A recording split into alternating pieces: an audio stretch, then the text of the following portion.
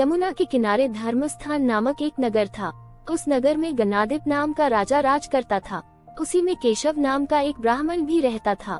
ब्राह्मण यमुना के तट पर जप तप किया करता था। उसकी एक पुत्री थी जिसका नाम मालती था। वह बड़ी रूपवती थी। जब वह ब्याह के योग्य हुई तो उसके माता पिता और भाई को चिंता हुई।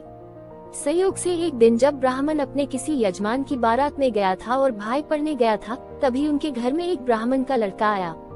लड़की की मां ने उसके रूप और गुणों को देखकर उससे कहा कि मैं तुमसे अपनी लड़की का ब्याह करूंगी। होनहार की बात की उधर ब्राह्मण पिता को भी एक दूसरा लड़का मिल गया और उसने उस लड़के को भी यही वचन दे दिया। उधर ब्राह्मण का लड़का जहाँ पढ़ने गया था वहाँ वह एक लड़के से यही वादा कराया। कुछ समय बाद बाप बेटे घर में इकट्ठे हुए तो देखते क्या है कि वहाँ एक तीसरा लड़का और मौजूद है। दो उनके साथ आए थे।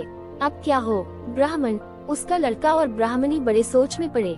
दैवयोग से हुआ क्या कि लड़की को सांप ने काट लिया और वह मर गई। उसके बाप, भाई और तीनों लड़कों ने बड़ी भाग दौड़ की। जहर झाड़ने वालों को बुलाया पर कोई नतीजा न निकला। सब अपनी अपनी करके चले गए। दुखी होकर वे उस लड़की को शमशान में ले गए और क्रियाकर्म कराए। तीनों लड़कों में से एक ने तो उसकी हड्डियां चुन ली और फकीर बनकर जंगल में चला गया। दूसरे ने राख की गठरी बांधी और वही झोपड़ी डालकर रहने लगा।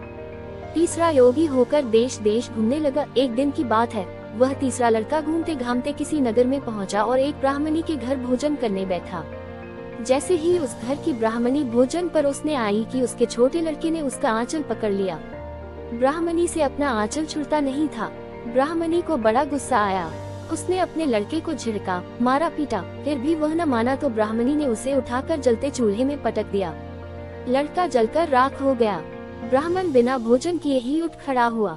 घर वालों ने बहुतेरा कहा पर वह भोजन करने के लिए राजी न हुआ। उसने कहा, जिस घर में ऐसी राक्षसी हो उसमें मैं भोजन नहीं कर सकता। इतना सुनकर वह आदमी भीतर गया और संजीवनी विद्या की पोथी लाकर एक मंत्र पढ़ा।